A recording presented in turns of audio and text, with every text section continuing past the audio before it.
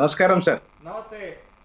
ఎలా చూడొచ్చు Telangana political heat ఎక్కుతుంది. ఒక దిక్కు చూస్తే కాంగ్రెస్, మరో దిక్కు బీజేపీ, మరో దిక్కు బీఆర్ఎస్. ఈ రెండింటి మధ్య మరో రెండు పోటీలు పడనున్నాయి. ఈ నేపథ్యంలోనే కొందరు అమితుమి అంటే మాత్రం ఇక్కడ జరిగింది మాత్రం గ్రామ పంచాయతీలకు అన్యాయం జరుగుతుంది. ఒక దిక్కు చూస్తే తెలంగాణ గవర్నమెంటు బీసీలకు 42% ఇచ్చి ముందుకు వెళ్తామని సంకేతం ఇచ్చింది. ఒకవేళ నైన్త్ షెడ్యూల్లో కుదరకపోయినా కానీ మా పార్టీ తరపునైనా ఖచ్చితంగా 42% ఇస్తాము అన్నది.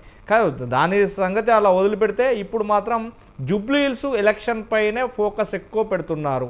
ఒక దిక్కు ఆ హైకోర్టు ఎక్కడ గైడ్లైన్స్ ఇచ్చింది, ఎందుకంటే అక్టోబర్ 30 లోపు ఖచ్చితంగా వెళ్ళాలి అని. ఒక దిక్కు చూస్తే గ్రామ పంచాయతీల పారిశుద్ధం కావచ్చు, వగేర వగేర గ్రామ పంచాయతీలలో మనకి ఎలా ఉందో ఇప్పుడైతే అర్థమవుతుంది.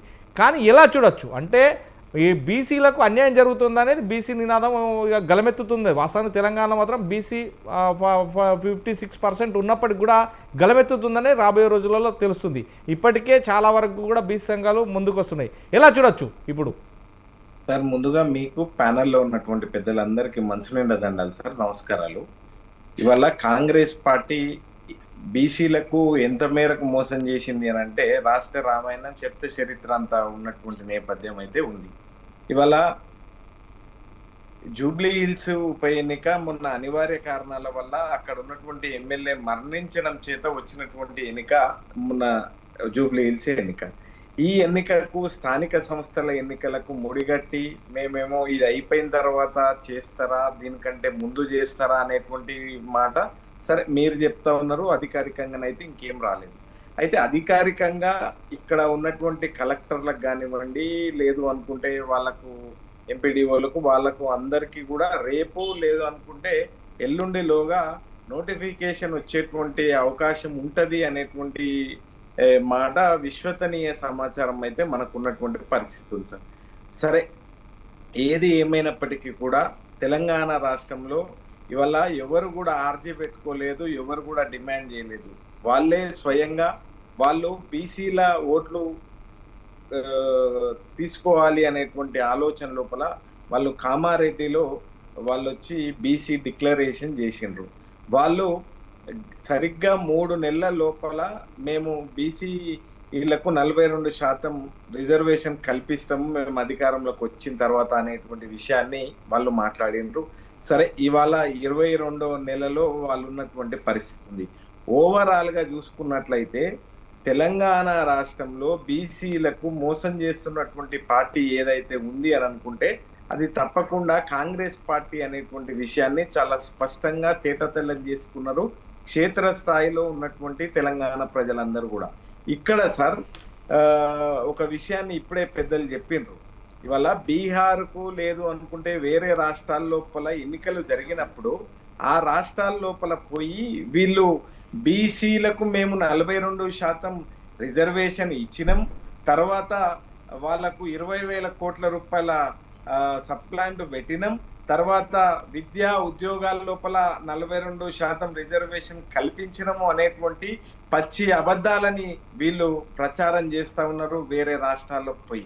కానీ ఇక్కడ క్షేత్రస్థాయిలో చూసుకుంటే గనక దానికి భిన్నంగా ఉన్నటువంటి నేపథ్యం అయితే చాలా స్పష్టంగా కనిపిస్తా ఉంది సార్.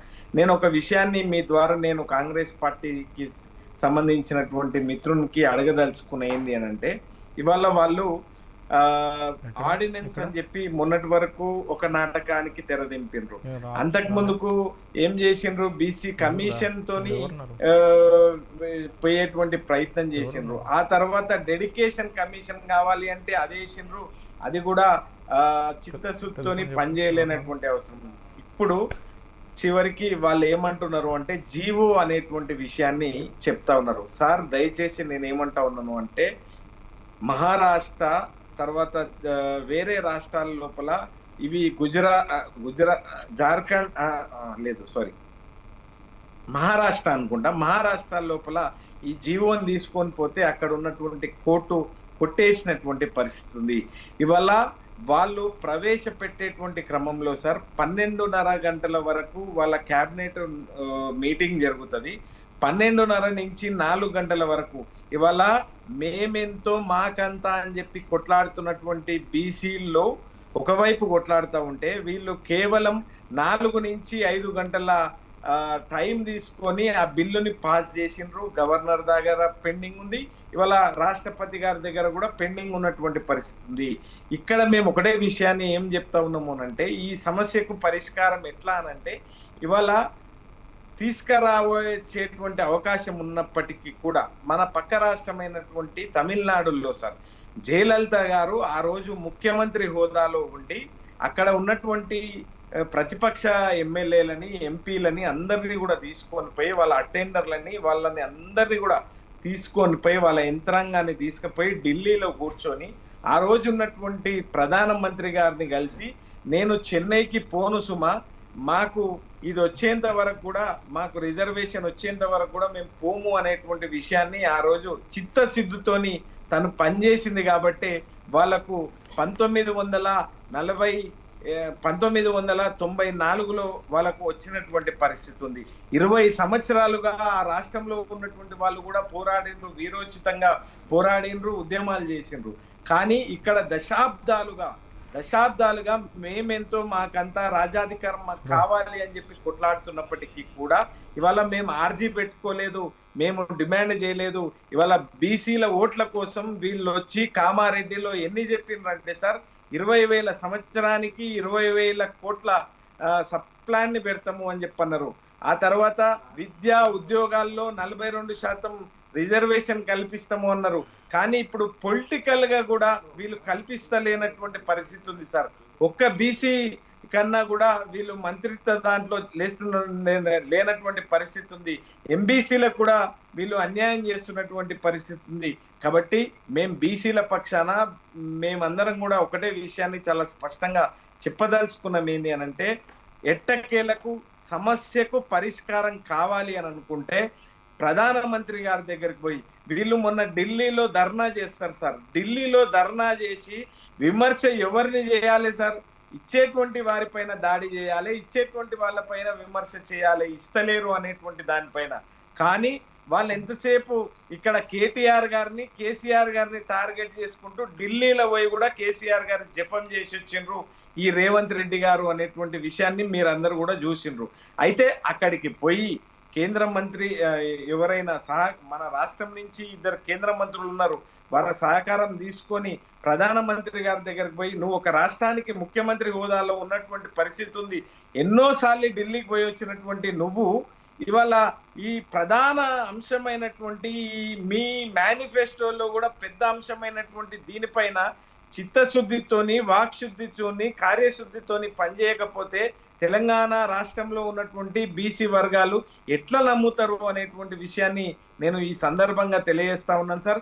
ఏది ఏమైనప్పటికీ ఇవాళ వీళ్ళు జీవో అని చెప్పి అంటా ఉన్నారు. కాబట్టి ఈ జీవో చెల్లదు, ఇది కోర్టుకు పోతే కొట్టేస్తారు.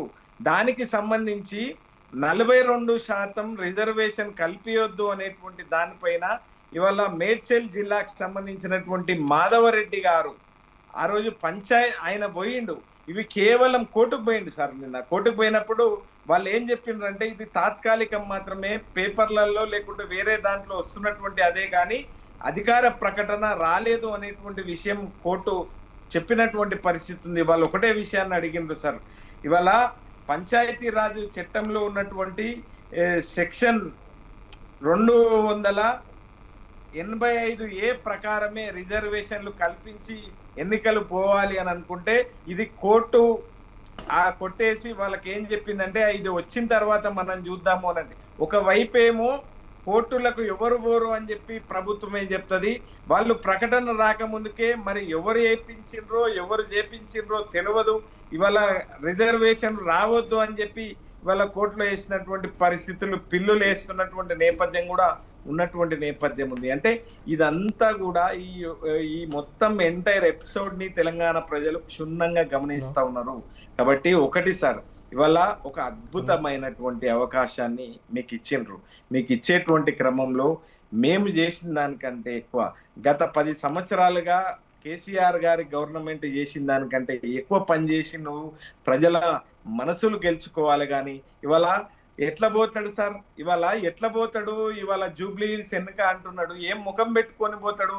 ఇవాళ పండగ పూట, ఈ పండగ దసరా అంటే మన తెలంగాణలో పెద్ద పండుగ సార్. ఈ పండగ పూట కూడా హైడ్రా పోయి వాళ్ళని ఇబ్బంది బుల్డోజర్ చేస్తున్నటువంటి నేపథ్యం ఉంది. వాళ్ళ ఇండ్లు కూలగొడుతున్నటువంటి పరిస్థితి ఉంది. వాళ్ళు ఎట్లా అవుతారు సార్? ఇవాళ ఏం తెలంగాణ ఏం ఎడ్డి తెలంగాణ కాదు సార్. ఈ తెలంగాణ ఏం గుడ్డి తెలంగాణ కాదు సార్. వీరోచిత పోరాటాలు చేసినటువంటి వీరులంగా అన్నటువంటి గడ్డ ఈ గడ్డ తెలంగాణ గడ్డ కాబట్టి తప్పకుండా ఏది రాయి ఏది రత్నము అనేటువంటి విషయాన్ని అవగతం చేసుకుంటారు. రెండో అంశం సార్, రెండో అంశం ఏంటి అని అంటే ఇవాళ క్షేత్రస్థాయిలో సరే మేము అక్కడ సిట్టింగ్ ఎమ్మెల్యే ఉన్నాం, మాకు సంపూర్ణ విశ్వాసం ఉంది. తర్వాత అక్కడ పనిచేసినటువంటి పరిస్థితి మాకు ఉన్నటువంటి అది ఉంది. మేము గెలుస్తాము అనేటువంటి నమ్మకంతో మేము పోతా ఉన్నాం. కానీ ఇవాళ కాంగ్రెస్ దానికి భిన్నంగా ఎవరికి సార్ ఇవాళ రైతేర్చిన రాజ్యం ఎద్దేర్చిన వ్యవసాయం ముందల వడదు అంటారు సార్. ఇవాళ రైతు హరిగోసని ఎల్లగక్తా ఉన్నాడు తెలంగాణ రాష్ట్రంలో. అడిగితే యూరియా బస్తా కోసం ఇవాళ పోతే థర్డ్ డిగ్రీని అది చేసినటువంటి దౌర్భాగ్యమైనటువంటి అది ఏదన్నా ఉంటుందా సార్ ఈ సువిశాలమైనటువంటి భారతదేశంలో? ఇవాళ ఎమర్జెన్సీని తలపిస్తున్నటువంటి పరిస్థితి ఈ రాష్ట్రంలో నెలకొన్నది. ఇవాళ అందుకనే అంటున్నారు ఎప్పుడు ఎన్నికలు ఎందుకు పెడతలేరు సార్? మీరు ఒకసారి ఆలోచన చేయండి. ఇవాళ క్షేత్రస్థాయిలో ఇవాళ సర్పంచ్ లేరు, ఎంపీపీలు లేరు, జెడ్పీటీసీలు లేరు, కౌన్సిలర్ లేరు, చైర్మన్ లేరు, పారిశుద్ధ్యం పారిపోయింది. ఇవాళ లైట్లు వచ్చేటువంటి పరిస్థితి లేదు. ఎవరినన్నా అడిగితే సమాధానం లేదు. వారానికి నీళ్ళు వచ్చేటువంటి దుస్థితి తెలంగాణ రాష్ట్రంలో నెలకొన్నది. ఇవన్నీ ఉన్నప్పటికీ కూడా ఎన్నికలకు ఎందుకు పోతలేడంటే ఇవాళ తెలంగాణ ప్రజలందరూ కూడా మన పైన గుర్రుగున్నారు.